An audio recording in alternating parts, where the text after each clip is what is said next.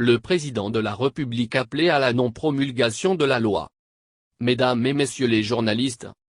l'Assemblée nationale a voté, le 27 juillet 2021, la loi autorisant le président de la République à ratifier l'accord de coopération entre les gouvernements des États membres de l'Union monétaire ouest-africaine, UMOA, et le gouvernement de la République française, dans le cadre de la mise en œuvre de l'éco-monnaie unique, dans la région ouest-africaine, accord signé le 21 décembre 2019 à Abidjan. Cet accord, qui vise à réformer le franc CFA désormais appelé ECO, aura cours dans l'espace UMOA dont la Côte d'Ivoire est la locomotive économique.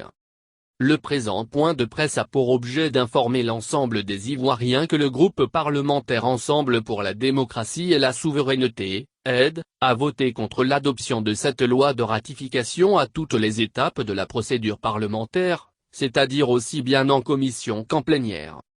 En effet, le groupe parlementaire aide à soulever un certain nombre de préoccupations concernant cette nouvelle monnaie, à savoir moins qui est le véritable propriétaire de la monnaie créée au terme de cet accord, est-ce la CEDEAO ou l'UMOA? Moins si l'ECO appartient à la CEDEAO qui appartient aux 15 États membres, comme prévu à l'origine, pourquoi ce ne sont que les 8 États membres de l'UMOA qui en sont signataires alors que nous savons que les 7 autres États de la CEDEAO y sont opposés? Les réponses des représentants du gouvernement n'ayant pas pu dissiper nos inquiétudes sur ces différents points, le groupe parlementaire estime donc que rien ne justifie l'empressement du gouvernement ivoirien à obtenir la ratification de cet accord, surtout que la mise en œuvre de l'éco-monnaie CEDEAO, prévue initialement pour 2020, est différée à 2027. Le groupe parlementaire rappelle que les promoteurs de la monnaie unique CEDEAO ont fait le choix d'une monnaie indépendante, africaine et propriété des États membres de la CEDEAO.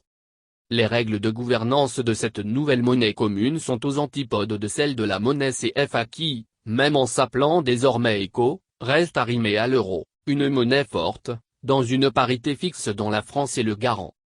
Ce qui, selon l'accord, donnera à l'ancienne puissance colonisatrice le droit d'intervenir à tout moment dans la gouvernance de cette monnaie ECO-UMOA, soit pour prévenir une crise, soit pour la gérer si elle est déjà survenue, et cela plus de 60 ans après les indépendances.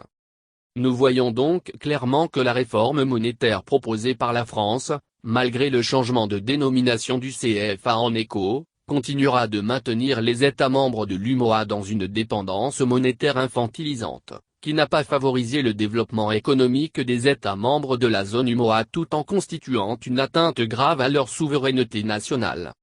C'est pourquoi, le groupe parlementaire aide, soucieux de la souveraineté de la Côte d'Ivoire, condition indispensable de son développement économique et social, propose que la loi qui vient d'être votée en séance plénière ne soit pas promulguée par le président de la République, en attendant que des études d'experts en monnaie éclairent davantage la représentation nationale.